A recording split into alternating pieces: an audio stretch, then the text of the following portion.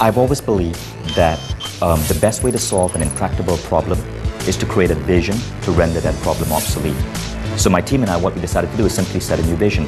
Our goal, we were not going to complain about brain drain. We were not even going to really acknowledge it or care about it or even take it into account in our business plans. We were simply going to set a vision to make that whole idea of brain drain irrelevant to us. And that vision was, we're going to turn Mindvalley into the single greatest place to work on the planet. Now, we're by far no means there yet, but we are definitely most probably one of the greatest places to work on the planet. That itself has changed the way people see us. So right now, we get applicants from all around the world.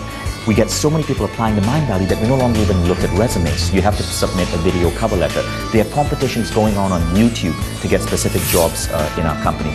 We've just created a work culture that's so attractive. We literally get, right now, we have people from 31 different countries working in our office right here. Brain drain is not an issue for us because we have actually reversed it. We are draining smart talent from other countries, bringing them to KL. Now, something special happens when Malaysians see this. When Malaysians see that people are willing to leave New York or London or Australia and come to work in Kuala Lumpur, it shifts their perspective of their country. And so as a result, we've also been able to attract really talented Malaysians. The Malaysians you meet in this office are legendary. People like Wuhan, who started Webcamp in Malaysia, for example, who's been our chief designer for the last 4 years.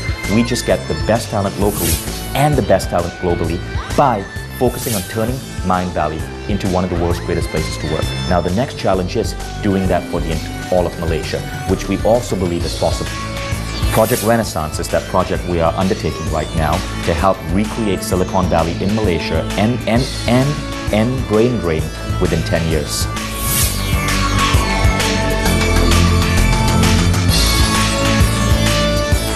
Actually, the problem what's been going on right now is because most of the people who are starting to launch this renaissance are not entrepreneurs. They are not. And I think what they're doing is amazing.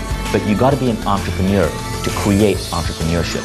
That's what we are trying to do. And there are multiple things that come into play. So the model we look at is the Italian Renaissance. That's why we call our project Project Renaissance. There are a number of things that came into play historically in 14th century Italy that caused that movement to spark great art, great inventions, new scientific discoveries. But it all started through certain things that came together. One of which, of course, was the idea of a gathering space.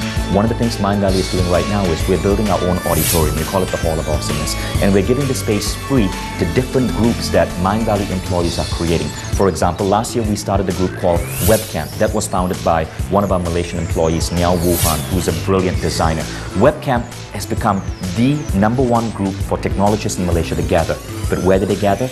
In Mindvalley headquarters. We give them that space for free. We're now launching Design Camp for Malaysia's top designers, Film Camp for Malaysia's top filmmakers, EduCamp for people who want to change the education system. These people gather in the Hall of Awesomeness, they share ideas, they network, they collaborate, they give each other TED-style talks, and new ideas, new businesses, new things get created. We are launching helping support the launch of 10 different organizations in the next 12 months. Webcamp has really become crazy successful. The next one, which is happening, had about 127 people RSVP, and our space can only hold 70. But that's how popular these things are getting. And these organizations spin off new entities. Think about the Homebrew Computer Club, which was a gathering of technologists in Silicon Valley in the 1970s. People would gather in the garage, discuss technology, but two people in one of those meetings, Steve Jobs and Steve Wozniak, met, became friends, and the next thing you know, Apple Computers was born. You cannot underestimate the power of a good meetup. Now, when Malaysia's talent sees that they have collaborators, that they have other brilliant people they can network with, that feeling of loneliness disappears. They're less likely to leave the country.